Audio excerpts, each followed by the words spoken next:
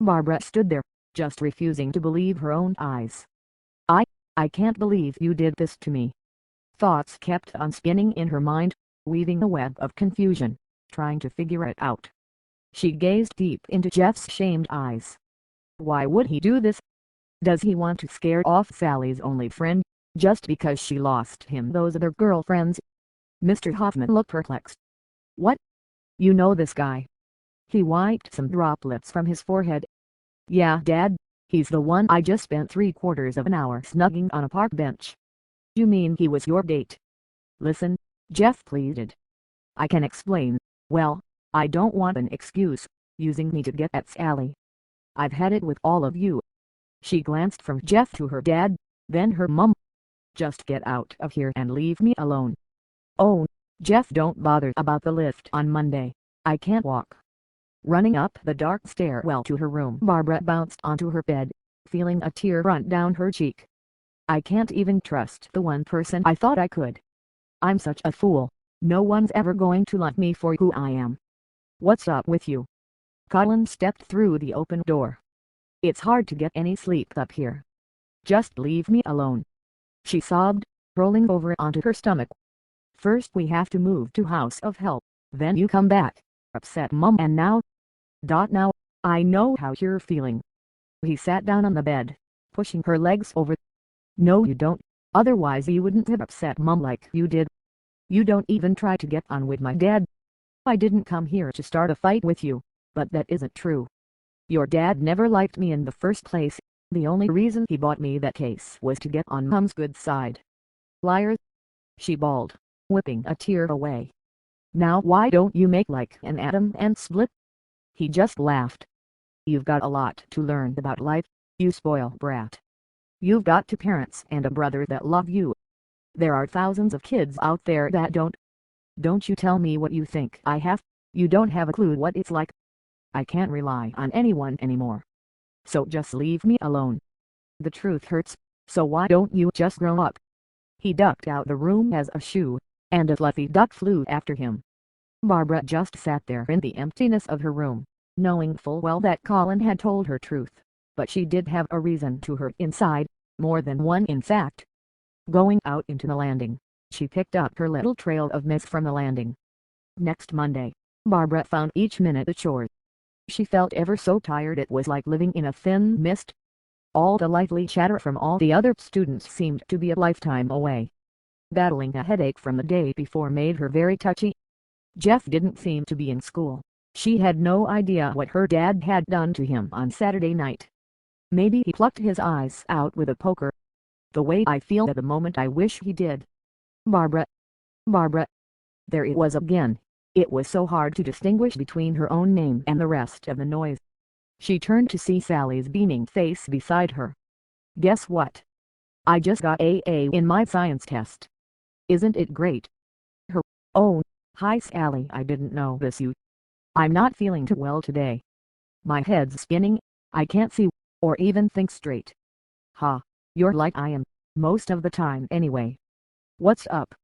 Sally shook her friend's arm gently. I'm sure it can't be all that bad. Oh, it is, Barbara huffed, stuffing her books in her locker. But the question she had to ask rose in her mind.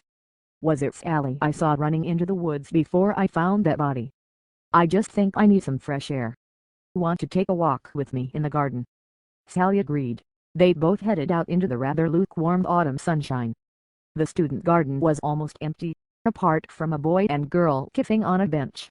Barbara flushed, doing her best to shut out Saturday night. She sat herself down on a bench that faced away from the couple. Have you managed to go through all that stuff we got from the library yet? Not yet, Barbara confessed. There was too much other stuff going on. I bet Saturday was pretty hot. A lot of girls here say he's the best kisser in Winterfield. Though he never kissed me when we dated. I'm not in the mood to talk about it, Sally. She looked at the dead leaves on the floor. Gathering strength, she peered up. Were you near my house last Thursday, on Sarah Swing? Sally's face seemed to go bright red. Here was someone that couldn't hide anything. It was me. I knew it. But why? Not now. Sally peered around her, checking to see if anyone was watching. I can't tell you here, it's too dangerous. Are you free tonight? Sure, I have no pressing engagements. Sally pulled out a piece of screwed paper and she unfolded it and started writing. Here, take this. It's my address. We live in the older part of town. My mom will be working late here tonight. Then we can talk. Why's she so afraid? Doesn't want anyone else to know that she's been scaring me. But if it was Sally, a glimmer of hope washed over her. Jeff may not have been involved, but what was he doing in the woods late that night? I suppose I could have been caught in the middle of a running battle between them. At lunchtime, Barbara gave her father a call to say that she wouldn't be home for tea. He was pleased that she was fitting better now. In your dreams, she thought when placed the receiver down. After lunch, dreaming herself through lessons, wondering what would drive Sally to do that. Wondering if she had felt the same urges she had felt every time she came close to that swing. Sally wasn't in the car park when she got there, so Barbara chose to walk to her friend's house on her own. The weakening sunlight sent shadows, reaching out like a deadly black carpet. Plus it was an area of the town that she had briefly passed by car. All the houses seemed run down, like a ghost town waiting for the clock to strike midnight. Crossing the thin road, she did her best to find the number as all the houses looked so much alike. Their dull gray exteriors blending in with the road and footpaths as if the same material formed them all. Cracks in the pavements sprouted plants of all kinds, litter and dead leaves skittered around in the cool evening breeze. While wandering around the road, she got that same feeling, as if someone somewhere were watching her at every move. No, I'm giving in to you. Paranoia. The numbers led her to a larger house. It reminded her so much of the Hoffman house. Its shaped windows, doors, even the curtains were in the same style. But the lawn was neatly kept, bar the odd patch of bare earth. Barbara stepped through the squeaky gate, stopping halfway up the path. I wonder whose this house once belonged to. She thumped the door hard 3 times. A form appeared through the frosted glass. It stood there for a moment before the door opened. Hi, Barbara. Sally's concerned expression eased to relief. I'm sorry I wasn't there to meet you. That's all right. It's time I started finding my way around on my own. Leading her friend inside, Sally bolted the door as tight as she could. You didn't see anyone around out there, did you? Barbara shook her head. How come? She didn't answer. Instead, Sally went upstairs, noting the same blood-red carpet in the landing. In fact, the deeper Barbara went into the house, the more like her own it became. Both girls went into a small room at the end. Sally closed the door, then went swiftly to draw the curtains, before sitting on the edge of her bed. Barbara placed her hands on her hips. Okay, mind telling me what this is all about, and why you were on that swing? Her friend still seemed very afraid. I'm sorry I scared you like that. I had no choice. What do you mean, you had no choice? Sally's mouth dropped, as if to say, but she was interrupted by the sound of the phone ringing. She seemed to freeze for a moment in terror. Barbara, you take the extension in here. I'll get the one in my mom's room. There was no time to argue.